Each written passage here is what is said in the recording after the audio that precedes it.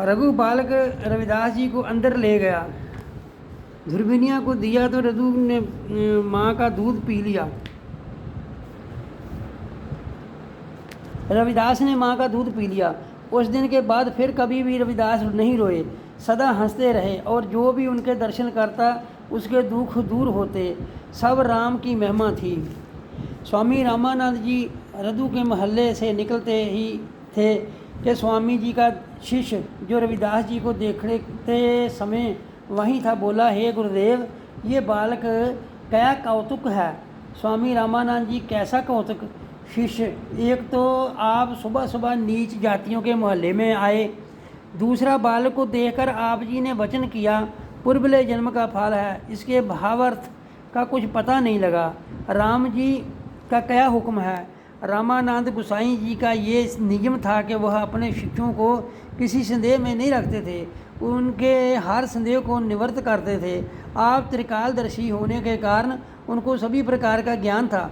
स्वामी जी ने अपने शिष्य को बताया, हे बेटा, वह जो बालक देखा है वह एक महात्मा और भगत होगा।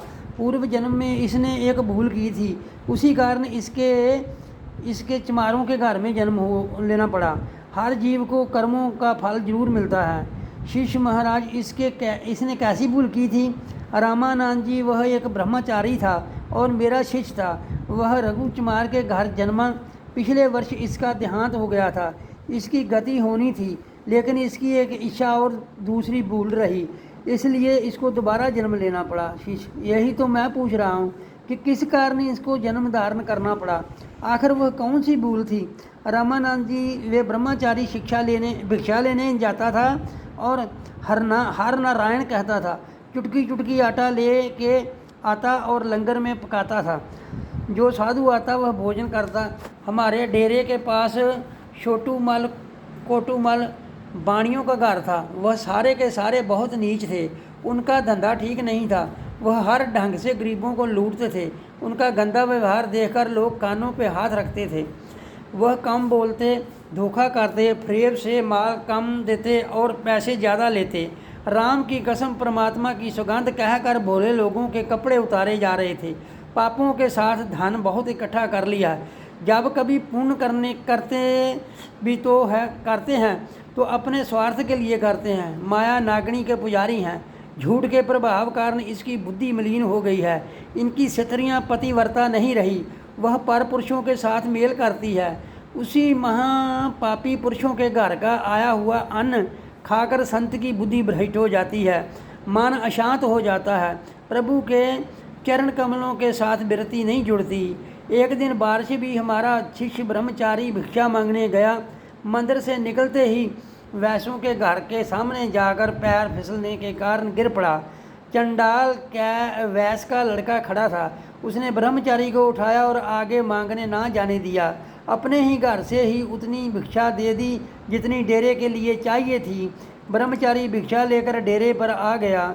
भोजन तैयार हुआ। जब मैंने भोजन किया तो मेरा ध्यान भगवान से हट गया। नींद आने लगी। दिल पारे की तरह डोलने लगा।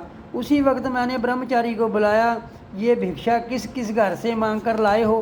ब्रह्मचारी ने उत्तर दिया, गुरुजी, ज़्यादा घरों से भिक्षा नहीं मांगी, केवल साथ वाले व्यास के घर से लाया हूँ, क्योंकि उसके लड़के ने प्रार्थना की थी। दूसरा वर्षा के कारण चलना कठिन था।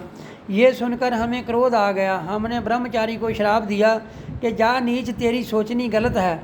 तुमने चमारों से भी गिरे पुरुषों की कमाई की भिक्षा खिलाकर महान पाप किया है। इसका फल यह होगा कि तुम्हारा जन्म चमारों के घर में होगा। उनके घर राम नाम का सिमरण करने से तुम्हारा उद्धार होगा। इस श्राप के कारण 10वें दिन बाद ब्रह्मचारी की मृत्यु हो गई। फिर साल बाद इसने रघु चमार के घर जन्म लिया है। प्रभु ने हमको आदेश दिया कि वह भर्म का मारा दूध नहीं पी रहा, इसलिए कि पहले तो बुरे पुरुषों के घर भिक्षा मांगकर ये जन्म मिला है। अगर नीच जाति की माँ का दूध पी लिया तो पता नहीं कितने जन्म धारण करने पड़ेंगे। इसलिए बहुत घबरा रहा है और रो रहा है। बेशक बालक है, लेकिन आत्मा ऊंची है, ब्रह्मचारी है। उसको ज्ञान नहीं है कि पुरुष जन्म करके अच्छा बुरा नहीं होता, जबकि कर्म करके अच्छा बुरा होता है। हम इसका भ्रम दूर करने के लिए आए थे। जब वह दूध पीकर बलवान होगा, राम नाम का भजन करेगा, और जब भी वह भजन कर रहा है, ये है इसके पूर्व जन्म की कथा। शिष्य धन हो गुरुजी, आपकी गति आप ही जानते हैं। हम अज्ञात जीव हैं, माया हमको ठगती रहती है, कई घर ठगे जाते हैं। आपकी कृपया दृष्टि रहनी चाहिए। आपका सिर पर हाथ हो तो जीव का कल्याण हो सकता है।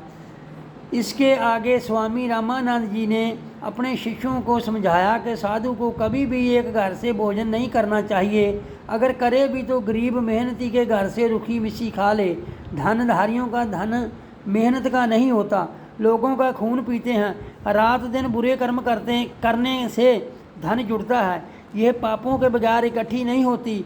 वह लोग राम जी को भी धोखा देते हैं। वाहिगुरु जी का खालसा वाहिगुरु।